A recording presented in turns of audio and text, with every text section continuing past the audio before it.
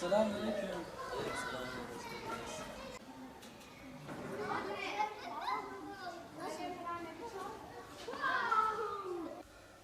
Selamünaleyküm. Hoş bulduk. Allah razı olsun. Selamünaleyküm.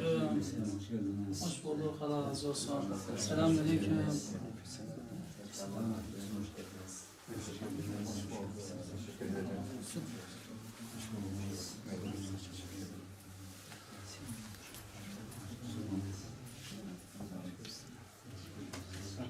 İyisiniz inşallah.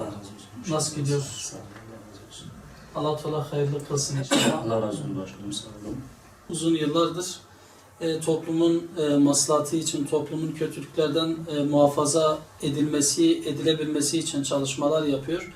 Özellikle de peygamber ahlakının toplum içerisinde yerleşmesi adına çalışmalar yapıyor. Biz de bu konuda peygamber sevdalarını yakından takip ediyoruz. Sizin ve ekibinin böyle bir anlamlı bir ziyarette bulunması bizi hayli sevindirmiştir. Allah sizden razı olsun.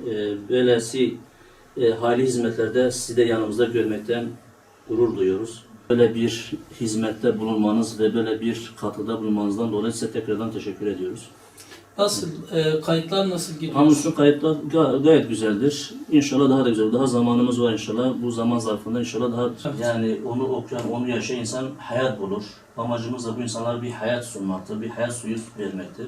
Evet. Ve bu şekilde bu toplumun ıslahı için böyle bir hizmette bulunuyoruz. Gençlik kollarımızla beraber geldik. İnşallah bugün kaydımızı yapacağız. İnşallah. Biz de siyer yarışmalarına katılmak adına bu kaydımızı yapacağız. Çünkü sizin de az önce ifade ettiğiniz gibi bizim hepimizin Peygamber Efendimiz Aleyhisselatü Vesselam'ı tanımaya, onu örnek almaya ihtiyacımız var. Bugün yeryüzünde inanılmaz derecede sorunlar artmıştır. Bunların da sebebi peygamberin ahlakından uzaklaşmaktan dolayıdır.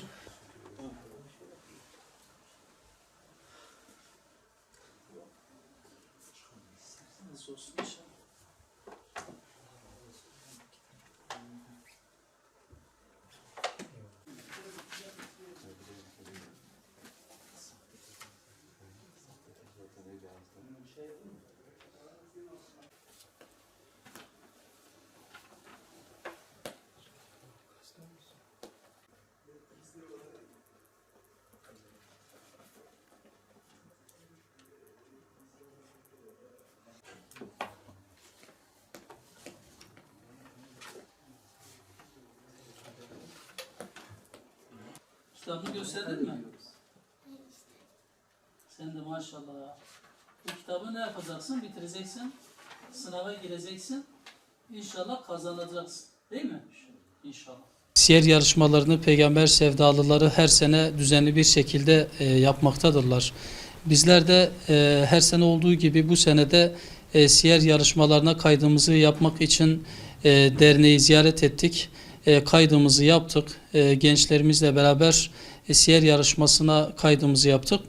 Bu vesileyle peygamber sevdalılarını yapmış oldukları bu anlamlı çalışmalardan dolayı, toplumun çıkar ve menfaati için, maslahatı için yapmış oldukları bu güzel çalışmalardan dolayı tebrik ediyorum. Ve çalışmalarının ve başarılarının devamını da diliyorum.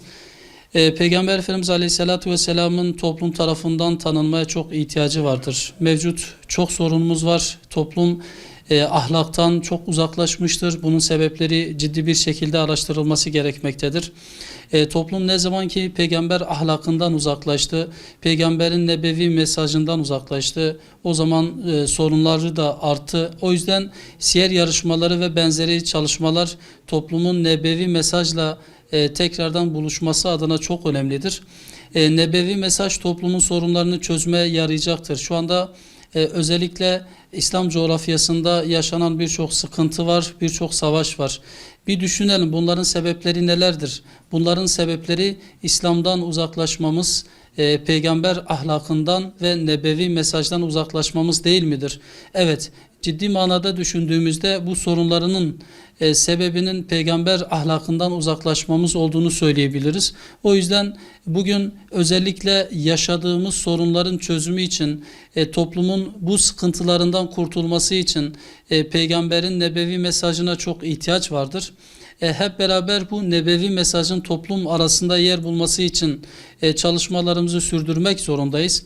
Tabii özellikle bugün peygamberi tanımak çok önemli olduğu gibi peygamberi tanıtmak da çok önemlidir. Özellikle de peygamberi tanıyan insanlara da ciddi manada görevler düşmektedir.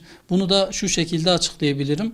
Peygamberi tanımayanlara peygamberi tanıtmak, peygamberi tanıyanların üzerine görevdir.